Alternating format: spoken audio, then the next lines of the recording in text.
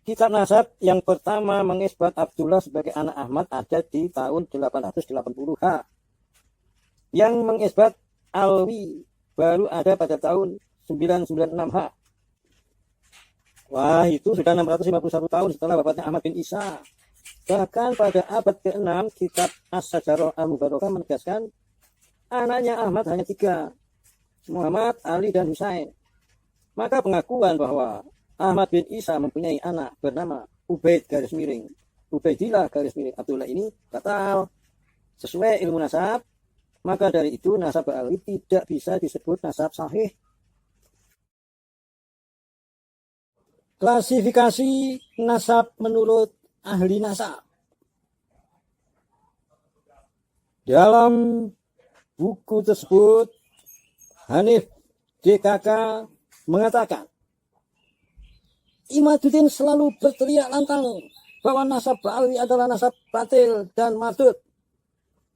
Imaduddin tampaknya tidak memahami makna nasab mardud dan nasab batil dalam terminologi ilmu nasab. Dalam ilmu nasab, nasab seseorang atau sebuah keluarga terbagi menjadi beberapa tingkatan. Berikut kami tuangkan klasifikasinya dengan terjemahan secara global. Lalu Hanif DKK mengutip pendapat pakar nasab Syekh Husain bin Haidar Al-Hashimi dalam kitab Rasail tentang klasifikasi nasab. Setelah mengutip dan menerjemahkan, lalu Hanif mengatakan, berdasarkan klasifikasi di atas, nasab Ba'alawi jelas masuk kategori nasab sahih sebab memiliki silsilah nasab yang jelas dan disepakati keabsahannya oleh semua nasabah yang membahas nasab Ba'alawi. Tidak ada satupun nasabah yang menafikan.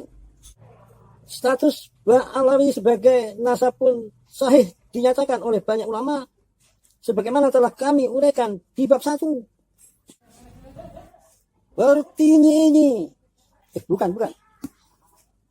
Pertanyaannya, benarkah apa yang disampaikan Hanif itu?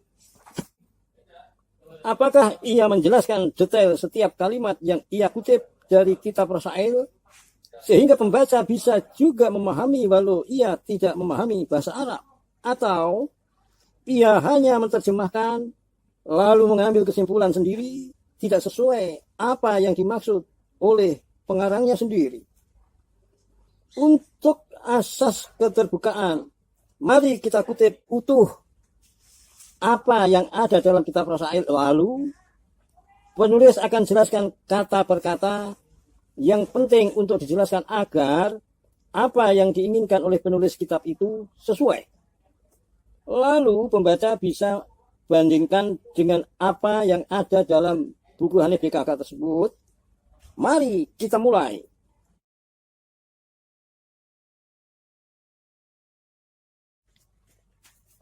Terjemah bagian nasab. Maka nasab itu bukan hanya ada satu tingkatan, tetapi terbagi dalam istilah ulama nasab kepada 4 bagian. Yang pertama nasab sabit dalam kurung yang tetap. Disebut juga nasab sahih, yaitu nasab yang kuat dengan silsilah yang benar yang diijma kesahihannya dari para ahli nasab yang muhakik dalam kurung ahli meneliti, dan para ulama membuat istilah dari nasab ini dengan dalam tanda petik nasab sahih sabit, atau mereka mencukupkan dengan salah satu lafaz dalam kurung sahih sabit.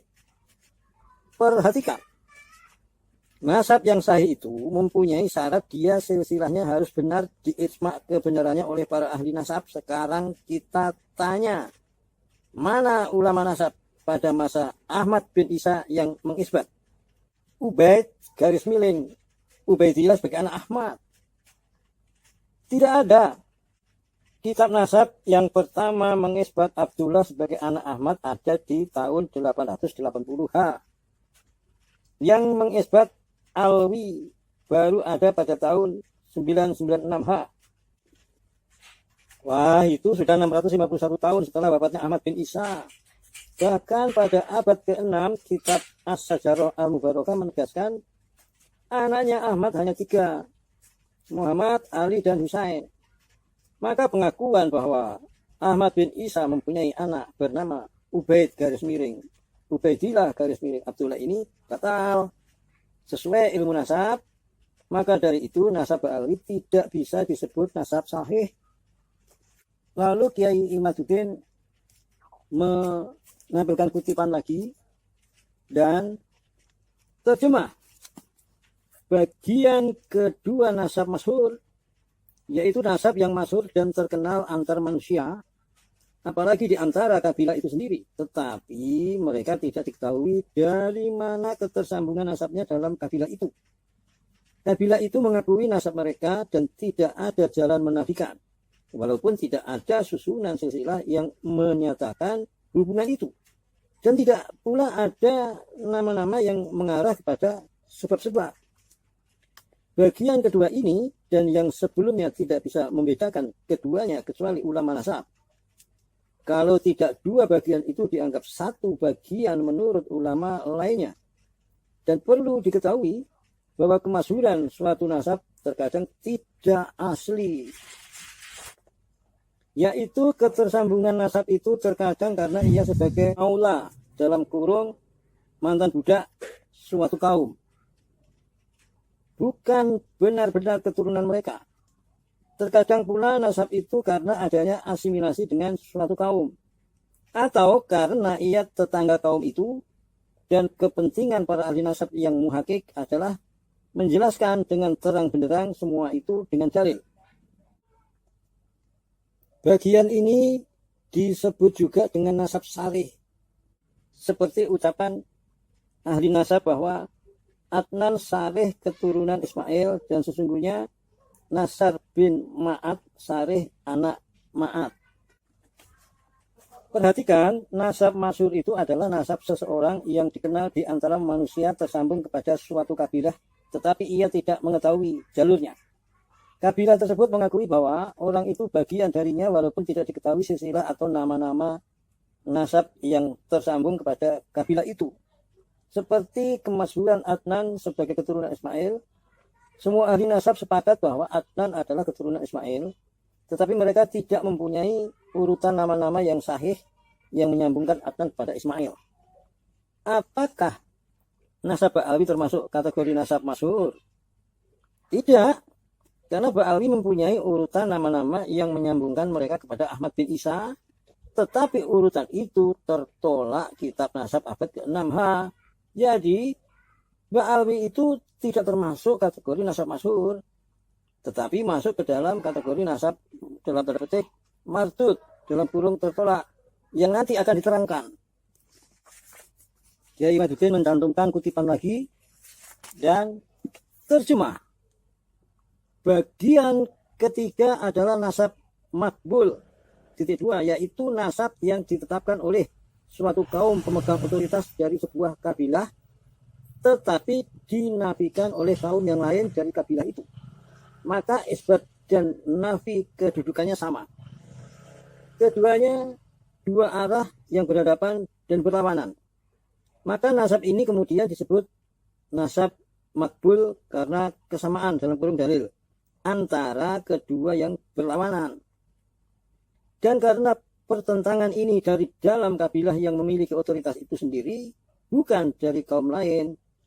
Jika tidak demikian dalam kurung pertentangan yang terjadi antara pemegang otoritas di suatu kabilah dengan orang luar, maka pendapat yang diterima adalah kaum yang memiliki otoritas itu, bukan orang lain. Baik dalam menetapkan atau menafikan, maka pendapat yang diterima adalah pendapat pemegang otoritas di kaum itu. Ulama menyebut nasab ini sebagai dalam tanda petik nasab yang ada perbedaan pendapat. Mereka menyebut juga dalam tanda petik nasab sahih dari ahli nasab anu.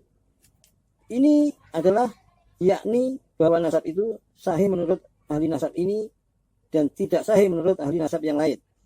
Yakni yang ditemukan adanya khilaf antar ahli nasab dan engkau melihat bahwa mayoritas ucapan ahli nasab dalam mengambil dan menolak nasab di antara mereka adalah dalam nasab yang seperti ini, seperti ucapan mereka dalam tanda petik fulan fi aqibihi khilaf, dalam kurung fulan yang tentang ia berketurunan terjadi perbedaan pendapat, dalam tanda petik fulan fiji nasab, dalam kurung fulan yang di dalamnya ada catatan. Perhatikan, nasab makbul adalah nasab seseorang dari suatu kabilah yang pemegang otoritas di kabilah itu berbeda pendapat tentang dia. Sebagian menerima, sebagian menolak. Seperti seseorang yang mengaku keturunan Sunan Gunung Jati dalam kurung SGD. Lalu badan nasab SGD di Banten menerima, sedang badan nasab SGD di Cirebon menolak. Maka kedudukan nasab ini disebut nasab makbul. Jika yang menyatakan perbedaan pendapat itu terjadi antara badan nasab SGD dan orang lain di luar keluarga SGD, maka yang harus diambil adalah pendapat keluarga SGD. Lalu apakah nasab Ba'alwi bisa disebut nasab makbul? Tidak. Kenapa? Karena nasab Ba'alwi sama sekali tidak disebut oleh para ahli nasab sejak masa Ahmad bin Isa. Tidak ada yang menerima dan tidak ada yang menolak. Kenapa tidak ada yang menolak? Karena memang tidak ada. Lalu di abad ke-6 kitab As-Sajarah Al-Mubarakah menetapkan anaknya cuma 3. Muhammad, Ali, dan Husain. Tidak ada nama Ubaid garis miring Ubaidillah garis miring Abdullah. Jika di masa As-Sajarah Al-Mubarakah ada ahli nasab yang menyebut nama Abdullah sebagai anak Ahmad, maka baru bisa dikatakan itu nasab makbul. Karena walaupun di kitab As-Sajarah Al-Mubarakah tidak ada nama Abdullah, tetapi di kitab lain yang semasa ada. Kiai Imaduddin pun menampilkan petikan atau kutipan dan terjemah. Bagian keempat adalah nasab mardud, yaitu nasab dusta, silsilah palsu, dan pohon nasab yang tidak punya asal. Ia adalah nasab yang diletakkan oleh seorang pendusta dan dicangkokkan pada sebuah kaum, akan tetapi kaum itu membatalkannya, mengingkarinya dan tidak mengenalnya dan menafikannya dalam sajarah mereka dan tidak menetapkannya. Dan bagian yang akhir ini adalah makna risalah kami ini, maka nasab palsu tidak terlepas dari 3 rukun. Titik 2, nisbat yang palsu dan dusta, pemalsu nasab yang pendusta, yang dipalsukan untuknya dalam kurung yang mencangkok atau atasnya dalam kurung yang dicangkok. Perhatikan, titik 2, nasab mardud adalah nasab yang dusta, silsilah palsu, dan pohon nasab yang tidak punya asal. Inilah kedudukan nasab Ba'alwi, nasab mardud. Kenapa? Karena nasabnya dusta. Dari mana dustanya?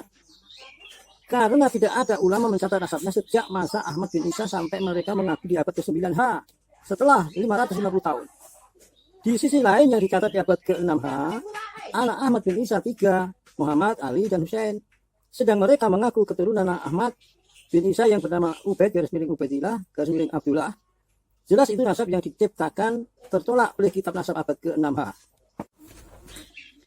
Jika Ba'alwi mengatakan buktinya tidak ada keturunan Ahmad bin Isa sekarang yang menafikan mereka sebagai keturunan Ahmad bin Isa, sedangkan definisi nasab mardud kan adanya kabilah itu yang menafikan penyusup itu. Jawab, keturunan Ahmad bin Isa yang ada sekarang tidak bisa diiktibar dalam menerima atau menolak nasab Ba'alwi. Kenapa? Karena jarak pengakuan Ba'alwi dan perpisahan nasab mereka terjadi di nama anak-anak Ahmad bin Isa yang sudah berjarak 1101 tahun sejak wafatnya Ahmad bin Isa sampai sekarang. Dengan jarak yang sepanjang itu, maka sudah berkembang menjadi puluhan kabilah-kabilah dari kakek bersama Ahmad bin Isa. Maka masing-masing kabilah hanya diiktibar ketika menafikan penyusup dalam kabilahnya masing-masing. Lalu yang diiktibar penafian siapa? Penafian berdasarkan kitab-kitab nasab masa Ahmad bin Isa atau masa yang paling dekat kitab itu dapat ditemukan. Kitab nasab yang paling dekat masanya dengan Ahmad bin Isa yang menyebut seluruh anaknya yang berketurunan adalah kitab As-Sajarah Al-Mubarakah di abad ke-6. Dan di situ leluhur Ba'alwi bernama Ubaid garis miring Ubaidillah garis miring Abdullah tidak disebutkan sebagai anak Ahmad bin Isa, maka nasab mereka adalah nasab madud yang dapat diverifikasi kepalsuannya melalui kitab-kitab nasab kuno yang hari ini tersedia.